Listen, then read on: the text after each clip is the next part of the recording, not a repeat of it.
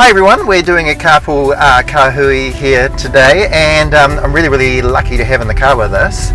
We've got Keryn Hooker from Impact Ed. Yes, great to see you. Thank you. Nice to be in your car. Yeah, so it's a interesting car in that it's got dog stuff all over it at the moment. So sorry about that. No, it doesn't smell too bad. Awesome. Okay, so Keryn, tell us a little bit about yourself.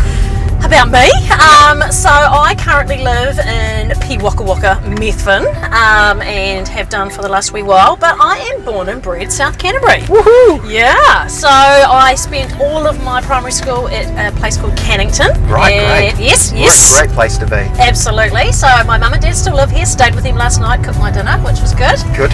And then went to Pleasant Point High School, so super cool to come back into South Canterbury. Okay, that sounds great. Well, welcome to South Canterbury. You're one of us. It's awesome to have you here. So, I guess I got you in the car here because I'm really interested in the work that you're doing with Localised Curriculum.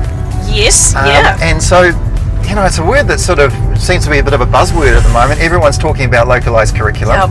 And I want to know, where does it come from? And is it just a name for something that we've been doing all along or done before? Yeah, it is pretty much. And a lot of schools I'm going into feeling like, oh no, here's another thing that we're doing on top of every other million thing that we're doing. Yeah. But actually it's not like that. And, you know, for years people have talked about school curriculums, and it's actually, that's what it is. It's creating a curriculum that is special and unique for your school. So it's not a new something, it's just maybe pulling together all the bits of your jigsaw puzzle pieces and putting it in one place to celebrate your special place in Aotearoa. Okay, yeah, I think that's really important. It's the special place in Aotearoa because you look at a lot of what we do and it just sort of seems as though you could be at a school in Australia or you could be at a school in the UK. Yeah, it's become very generic. Yeah, so what's actually special about us and what's actually special about actually Timaru schools? Absolutely. Right? So, and even down to your school, what's special and unique about your school that you currently work in, then out into your wider environment, and then obviously big picture is Aotearoa, but it's all about your place and what your learners need.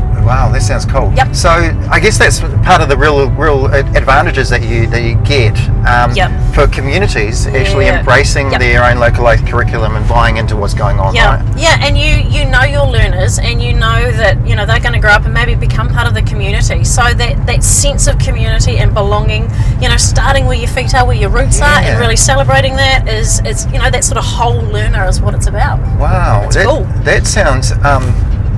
That whole belonging stuff, that sounds, it really sort of almost links into well-being, if you ask me. It does, absolutely. And a few schools are even looking at that as their curriculum. We want kids to be, that whole child to be all about themselves. So it's cool. Wow, that's amazing. That's actually seems really deep.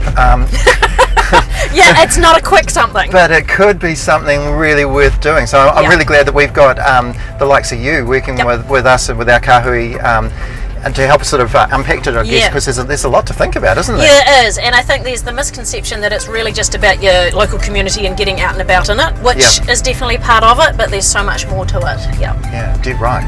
Okay, so what do you think the key things for schools to use or to start with in their journey?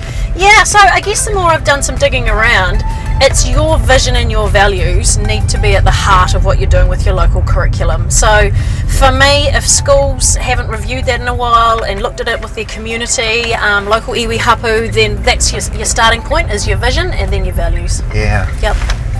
Values just underpin everything, don't they? Yeah, they do, and that's the bit where you get that ability to not be generic and to be a bit unique and special and know what your learners want and what your community wants for them as they go through your school. Wow. So do you enjoy your job? I do. Yeah, I really do. So you used to be at Methven Primary, is that right? I did. Yeah, I was one of the DPs at Methven Primary, and a lot of my work that I love doing was around this sort of stuff, and without really knowing again that it was called your local curriculum. So it's how you bring the NZC to life at your place. Wow. Yep. That's cool. I like that line. Yep. How to bring the NZC alive at your place. Yep, absolutely. Awesome. Hey, well, we're just about finished, believe it or not. Cool. It's really easy, but I like to finish with one line, basically, is that, imagine if this was a real carpool karaoke and we were singing. You're not going to make me sing, are you? Well, what would you sing? No. Okay. No. Well, what would you get Mark and Hamish to sing? Our esteemed leaders. Yes. Okay, so maybe a couple of choices.